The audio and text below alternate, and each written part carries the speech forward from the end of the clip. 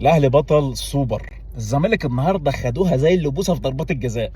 الشوط الاول النهارده زي ما بقول الكتاب، الاهلي النهارده مسكهم اعطاهم علقه في الشوط الاول. يا اخي والله كان ناقص يجوا جون والاهلي ينفض فيهم، كانت هتبقى مذبحه النهارده في الامارات. الاهلي النهارده عمل كل حاجه في الشوط الاول الا ان الحظ كان يبقى معانا. الزمالك النهارده كان بيلعبنا مع الحظ والعارضه، ولو جاب بيراميدز معاه برضه كان هيتغلب. احنا كان ناقصنا جون، الجون يجي من هنا وعينك ما هتشوف الا النور من هنا. الزمالك كان هيرفع الرايه البيضاء، تقدر تقول الزمالك كان ممكن يقلع اللباس ويرفعه، خلاص احنا مستسلمين.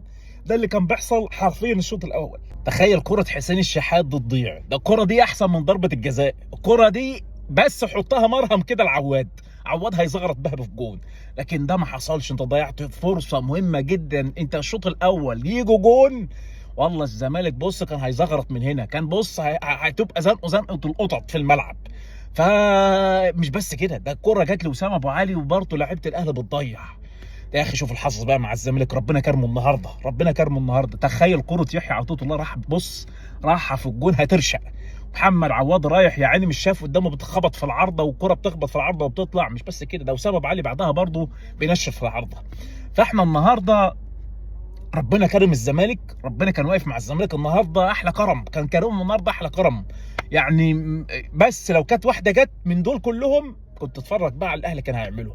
ده انت شايف عمو كولر الكره راح يطلع على الخط، قام رزعها في الملعب، ويلا ادي يا معلم اخبط يا انت هو. فما فيش رحمه.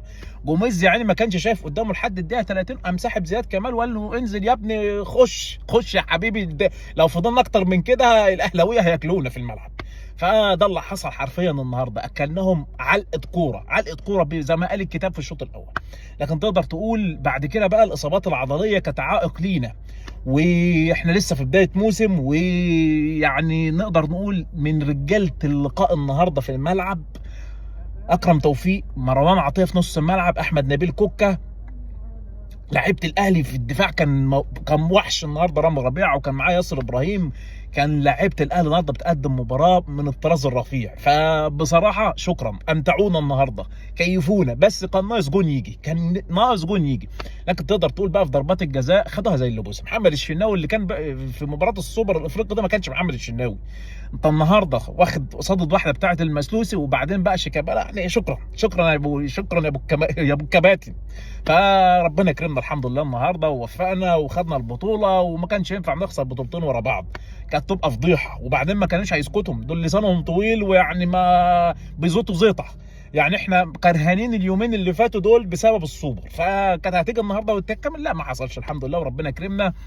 ولعبتنا النهارده كان من احد العيوب بتاعتها بعد اداء بطولي اول نص ساعه، اللعيبه استسهلت المباراه. انا شفتها في حسين الشحات لما واخد واحده بكورد كده، وبعدين اللعيبه بقتش تركز، واكرم توفيق يخش على الجون عايز يشوطها.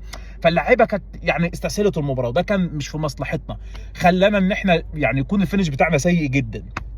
لكن تقدر تقول لعيبه الاهلي النهارده قدمت مباراه ممتازه جدا، كانت عكس التوقعات. في مباراه سيراميكا كليوباترا انت كنت وحش جدا، كنت سيء جدا، ما كانش حد مبسوط.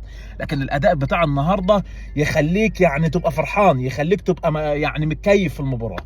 فهنقدر نقول شكرا لعيبه الاهلي النهارده، مبروك لمجلس الاداره، مبروك للجمهور اللي كان موجود، ما كانش ينفع يروح زعلان. مستنيين بقى مباراه الانتركونتيننتال ديت نكسب فيها مباراه العين نمسكه زي الشوط الاول، والله ناخد بطوله قاريه ثانيه ترفعك الموسم كله. هتديك دفعه معنويه حلوه جدا، مكاسبها الماديه حلوه، وبالتالي مش عايزين نخسرها. نتمنى ان شاء الله ربنا يوفقنا في مباراه العين، الاصابات اللي كانت عندنا النهارده نتفاداها، حق جمهور الاهلي يفرح بقى ويغني النهارده. صباحكم دايما انتصارات وبطولات، والزملكاويه مبروك خدوها زي اللبوسه.